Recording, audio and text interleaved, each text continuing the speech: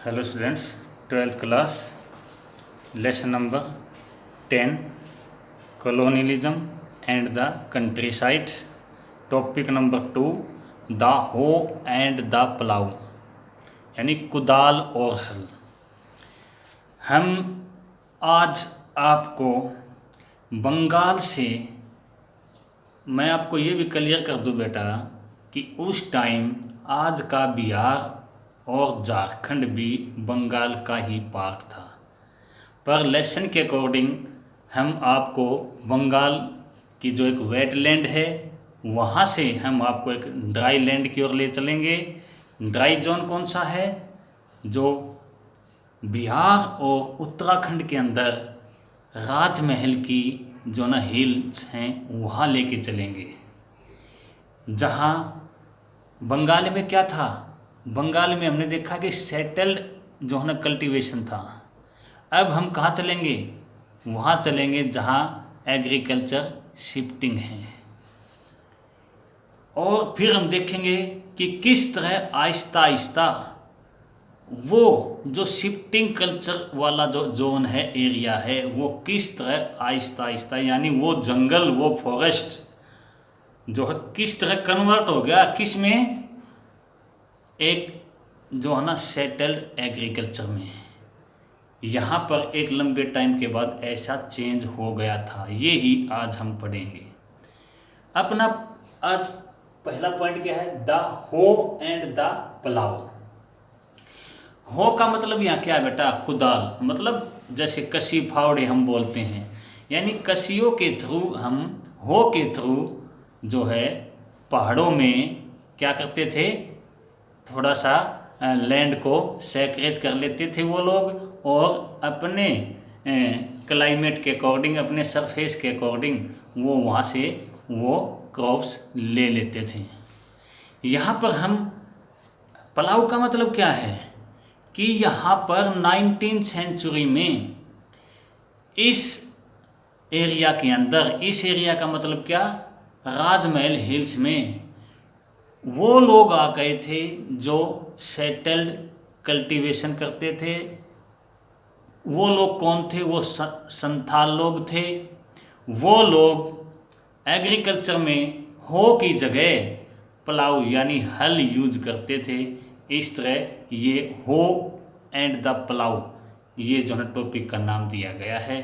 तो हो कौन यूज करते थे? जो पहाड़िया लोग हैं, जो राजमहल की पहाड़ियों में रहते हैं वो लोग। और प्लाऊ यूज कौन करते हैं? वो लोग जब एग्रीकल्चर में एक टेक्निक आ गई थी, और ये लोग वो हैं जो सेटल्ड एग्रीकल्चर हैं।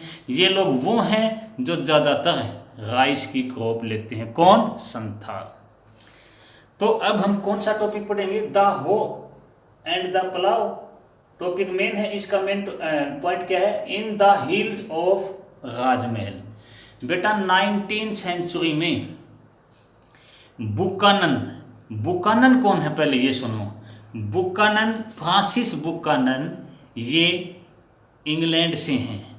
ये जो है 1794 से लेकर के 1815 तक इंडिया में रहे थे, और ईस्ट इंडिया कंपनी की रिक्वेस्ट पर इन्होंने जितना भी एरिया इंग्लैंड या ईस्ट इंडिया कंपनी के अंडर में था उसका इसने सर्वे किया था, और सर्वे की रिपोर्ट इसने फिर ईस्ट इंडिया कंपनी को दी थी। 1815 में ये फ्रांसिस बुकानन अपने कंट्री वापस मदरलैंड इंग्लैंड चले गए थे, क्योंकि इनकी मदर जो है ना उनकी डेथ हो गई थी, और बाद में इन्होंने अपनी मदर की ही डायनेस्टी यानी वंश, गोत्र जिसको हम बोलते हैं, वो अपने पीछे लगाया था। यानी इसको हम फ्रांसिस बुकानन हैमिल्टन भी बोलते हैं। हैमिल्टन इनकी मदर का जो है ना क्या है, सरनेम है।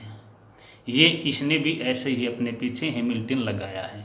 तो फ्रांसिस बुकानन कौन थे? ये इंग्लैंड से थे। ये यहाँ पर जो जब ये आए, ये एक वास्तव में ये एक फिजिशियन थे। जब ये यहाँ पर आए तो ये लॉर्ड वेल्जली के सर्जन भी रहे हैं। तो ये जो है ना कौन? बुकानन, ये 1815 में, यानी हम ये कह सकते हैं कि 19th सेंचुरी की स्टार्टिंग में ये राजमहल की जो हिल्स हैं वहाँ पर इन्होंने ट्रेवलिंग की है, विजिट की है, और विजिट में इसने क्या पाया है कि ये एक ऐसा खतरनाक डेंजरस वाला इलाका था जो कोई ही लोग यहाँ पर हिम्मत करके जा सकता था। क्यों? क्योंकि ये लोग इतने डरे हुए थे, किन से? उन वाइट गोरे लोगों से। क्यों डरे हुए थे? क्योंकि ये हर एक रिप्रेजेंटेटिव जो गोरा होता है ये उसको इंग्लैंड से यानी इंग्लिश मैन के नाम से जानते थे, क्योंकि इन लोगों ने इनके साथ बहुत अच्छा बिहेव नहीं किया था। अब ये जो बातें हैं ये आगे करके चलेंगे। अब पहले हम ये पढ़ लेते हैं कि ये पहाड़िया लोग कौन थे।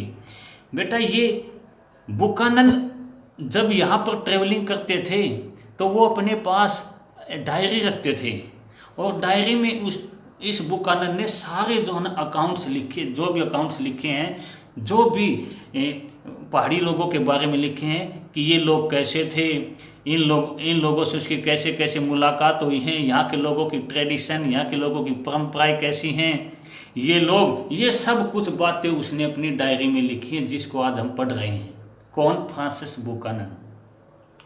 फ्रांसिस बुकानन ने लिखा कि इन लोगों की हालात बड़ी जो है ना अलग किस्म की थी, यानी ये मिजरेबल टाइप की कंडीशन इन लोगों की थी। ये क्वेश्चन तो खड़े कर दिए बुकानन ने, पर उनके आंसर आज तक नहीं आ पाए हैं। अब हम क्या देखते हैं? अब हम यहाँ पर 18th सेंचुरी के अंदर यहाँ पर हम ये देखेंगे। अब हम वापस 18th सेंचुरी में चले जाते हैं और उस राजमहल की जो हिल्स हैं उनके बारे में पढ़ते हैं, रीजन के बारे में पढ़ते हैं, उस एरिया के बारे में पढ़ते हैं। क्या पढ़ते हैं कि ये लोग जो है ना कैसे रहते थे। ये लोग घास फूस यानी स्ट्रा की जो है ना झोपड़ी हट बनाते थे, और हट बना करके उन जंगलों में पेड़ पौधों के नीचे जो है ना रहते थे। ये स्पेशली जो है ना मैंगो के ट्री के नीचे जो है ना बैठ करके आराम करते थे। ये लोग शिफ्टिंग एग्रीकल्चर करते थे। ये जंगलों में, पहाड़ियों पर, हिल्स के ऊपर जो भी पेड़ पौधे होते थे उनको जला लेते थे। उनसे जो पोटास मिलती थी, उस ऐश के अंदर पोटास जो मिलती थी, उस जिस तरह से लैंड फर्टाइल हो जाती है तो थोड़ा बहुत यहाँ पर एग्रीकल्चर प्रोडक्शन करते हैं, और उस लैंड को फिर कुछ टाइम के लिए फैलो छोड़ देते हैं, और नेक्स्ट 1 या 2-3 के ईयर फिर वहीं पर आकर के एग्रीकल्चर करने लग जाते हैं। तो इस तरह इन लोगों की शिफ्टिंग जो है ना एग्रीकल्चर इस तरह ये चलती थी। और डिफरेंट टाइप की जो है ना ये लोग क्रॉप्स लेते थे। उसमें क्या थे? मिलेट्स थे, उसमें जो है ना पल्सेस थी, उसमें क्यों बहुत कम एरिया में ले पाते थे। क्यों? इनके पास जो एक टूल्स था एग्रीकल्चर करने के लिए वो क्या था? हो क्या है कि मामूली सी जो है ना लैंड को जो है ना स्क्रैच करके और ये चीज़ें ये लेते थे। ये केवल इतना ही लेते थे जितना इनका पेट भरता था, इससे ज़्यादा ये सरप्लस प्रोडक्शन नहीं ले पाते थे। और इसके बाद ये लोग इसके साथ साथ ये जो है ना बहुत सारे रूट्स, फ्रूट्स और टिम्बर, लकड़ियाँ, ये चीज़ें जो है ना यहाँ पर इनका काम इन चीज़ों से चलता रहता था। और इसके साथ साथ ये अपने जो कैटल हैं, पशु हैं, उनके लिए भी जो है ना जो है ना घास फूस लाते रहते थे। ये लोग जो है ना हैंटिंग करते थे। ये लोग अपने इसी फॉरेस्ट से क्या है कि फूड जो है ना रेयरिंग करते थे। फूड डिफरेंट टाइप का जो भी इनको मिलता था वो इकट्ठा करते थे। ये लोग बेटा चारकोल बनाते थे।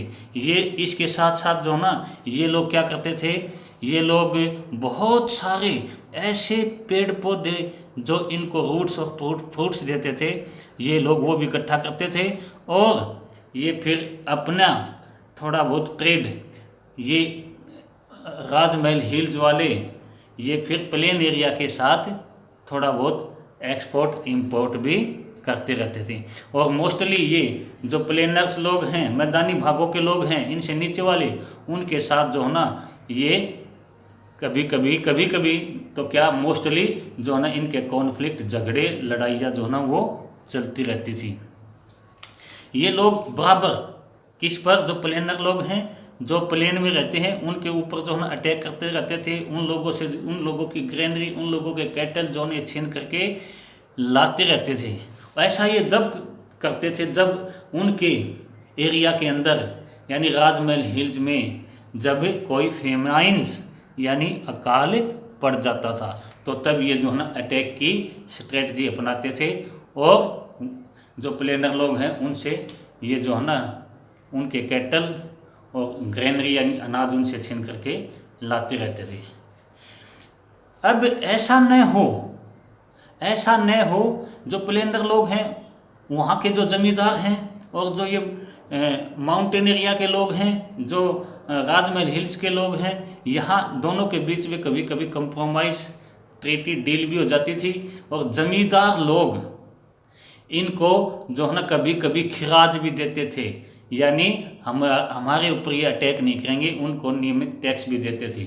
ऐसा ही जमींदारों ने नहीं किया इनके साथ, बल्कि जो राजमहल की पहाड़ियों को क्रॉस करने के लिए जब ये ट्रेडर लोगों को रास्ता देते थे तो उनको भी ट्रेडर लोग टाइम टू टाइम टैक्स पे करते थे और ये ट्रेडर लोगों को प्रोटेक्शन देते थे। तो इस तरह ये लोग जो है ना जमींदारों के साथ यानी जोतदारों के साथ और ट्रेडर लोगों के साथ जो है ना ये सब कुछ कंप्रोमाइज़ करके भी चलते थे। बट ऐसा बहुत जल्दी सब कुछ टूट जाता था। जब ये नीड फील करते थे तब ये फिर से जो है ना ये अटैक वाली या रेड वाली स्ट्रेटजी या पॉलिसी अपना लेते थे। बट इसी टाइम थोड़े दिनों के बाद क्या हुआ कि इंडिया के ईस्ट साइड में जो है ना बहुत सारे जो है ना क्या है ऐसे लोग हैं जो राइस प्रोडक्ट करते हैं। वो लोग जो है ना वहाँ से जो है ना ब्रिटिश लोगों को बहुत ज़्यादा टैक्स मिलता है, तो वो लोग यहाँ भी आ गए और वो लोग इन जंगली लोगों को, इन जो ट्राइब्स पीपल थे, इनको क्या मानते हैं, बर्बर मानते हैं। और वो समझते थे कि यहाँ पर ब्रिटिश लोग समझते थे कि यहाँ पर रूल करना बड़ा कठिन है, यदि इन फॉरेस्ट को, जंगलों को सफाया नहीं किया गया तो हम इनको ऊपर आसानी से जो है ना रूल नहीं कर पाएंगे और इनको एक सिविलाइज पर्सन नहीं बना पाएंगे। इनका हमने जो हंटिंग करने की पॉलिसी छुड़वानी पड़ेगी और इनको भी एक सेटल्ड सोसाइटी के अंडर में लाना होगा। ये सब ब्रिटिश वालों ने यहाँ पर इनके साथ किया है। यहाँ पर इसके साथ साथ जो है ना पहाड़िया लोग और जो प्लेनर्स लोग हैं उनका भी आपस में फिर भी यानी कोई भी कंप्रोमाइज़ होने के बाद भी ये लोग हमेशा उन प्लेनर्स के गांव के लोग हैं, जो समतल भूमि के लोग हैं, उनके ऊपर ये जो ना अटैक करते ही रहते थे। यहाँ पर हम क्या देखते हैं आगे कि 1780 में भागलपुर के कलेक्टर ऑगस्टस क्लीवलैंड ने दोनों के बीच का मतलब यहाँ पर जो पहाड़ी हैं, कौन सी, राजमहल की जो हिल हैं उनके बीच और प्लेनर्स लोगों के बीच में, जो मैदानी भागों के बीच में, दोनों के बीच में शांति समझौते की बात सोची कि इनके बीच में कुछ ऐसी ट्रीटी करवाई जाए जो दोनों आपस में आगे ऐसा न हो। बट ऐसा कुछ पहाड़िया लोगों ने मान लिया। बट अब भी ऐसे थे बहुत सारे जिन्होंने ऑगस्टस की बात को मान लिया, वो जो है ना ईस्ट इंडिया कंपनी के एक तरह से गुलाम हो गए, और जिन्होंने ऑगस्टस की बातों को नहीं माना वो बराबर अब भी प्लेनर्स लोगों के ऊपर जो है ना वो अटैक करते जा रहे हैं। यहाँ पर अब क्या है, जब ऐसा हो, सब कुछ ऐसा हो चुका था, तभी बेटा यहाँ पर 19th सेंचुरी में, मतलब सन कौन सा था, 1810-11 के अंदर फ्रांसिस बुकानन जब यहाँ पर गया तब डर रहा था। कौन? वहाँ की सोसाइटी, वहाँ के ग्रामीण लोग, कहाँ के, राजमहल हिल्स के। क्योंकि बुकानन के आने से पहले ब्रिटिश लोग इनके साथ बहुत बुरा कर चुके थे। ये लोग बहुत सारे ऐसे भी थे जो गांव, जो विलेज जो हैं वो छोड़ चुके थे, और बहुत सारे बुकानन के साथ बात नहीं करना चाहते थे। वो हर एक जो वाइट पीपल है उसको किसका रिप्रेजेंटेटिव मानते थे? वो मानते थे इंग्लैंड का। इसलिए क्योंकि वो मानते थे कि इन लोगों ने हमारी जो स्टाइल है, जो लाइफस्टाइल है, उसको बिल्कुल ही बदल दी है। यहाँ पर इसके बाद क्या हुआ, इसके बाद यहाँ पर संथाल लोग आ गए। संथाल लोग कौन हैं? इनको सूचना मिलने लग गई, किसको? राजमहल हिल्स के जो ट्राइब हैं उनको सूचना इन्फॉर्मेशन क्या मिलने लग गई कि एक ऐसी जाति यहाँ पर आ गई हैं जो अब यहाँ पर क्या कौन सी एग्रीकल्चर सेटल्ड जो ना सेटल कल्टीवेशन करेंगे। ये लोग कौन है? संथाल हैं। ये लोग जो है ना वहाँ बहुत बड़े एरिया के अंदर जो ना क्या पलाऊ चलाते चलाते आ गए और वहाँ पर जो है ना बेटा इन्होंने राइस की क्रॉप और कॉटन की क्रॉप लेनी शुरू कर दी और यहाँ पर एक तरह से जो राजमहल का जो नीचे वाला पार्ट है वो एक तरह से उन्होंने अपने अंडर में ले लिया। तो इस तरह ये जो पहाड़िया लोग हैं ये लोग इनकी लाइफ और ज़्यादा श्रिंक हो गई और ये लोग जो हैं राजमहल की जो माउंटेन है उनके और इंटीरियर पार्ट में चले गए और इनका पीछा वहाँ भी नहीं छूटा बेटा। ये लोग वहाँ अपनी मुश्किल से ज़िंदगी जो है ना बिता रहे हैं, स्पेंड कर रहे हैं, बट वहाँ पर भी जो है ना जहाँ पर हो चलती थी वहाँ पर अब पलाऊ चलने लग गया है और इनकी एक तरह से इनकी पावर को जो है डिस्ट्रैक्शन कर दिया गया है। यहाँ ये ही एक बैटल, एक लड़ाई थी किसके बीच में? हो और पलाऊ के बीच में। तो हमने आज कौन सा टॉपिक पढ़ा है? इन द हिल ऑफ राजमहल। राजमहल की जो हिल है बेटा वो आपने समझना है वो झारखंड और बिहार में है, ठीक है। यहाँ पर 19वीं सेंचुरी में जब बुकानन जाता है तो वो अकाउंट्स लिखता है। वो अकाउंट्स आज हमें क्या बता रहे हैं कि वो लोग इतने डरे हुए थे। जब मैं वहाँ गया वो बिल्कुल अनविलिंग थे बात करने में। क्यों? क्योंकि वो लोग मुझे देख करके भाग जाते थे, बड़े डेंजर लगते थे, क्योंकि वो ये मानते थे, बुकानन ने लिखा है कि हर एक ब्रिटिशर जो है ना किसको रिप्रेजेंट कर रहा है?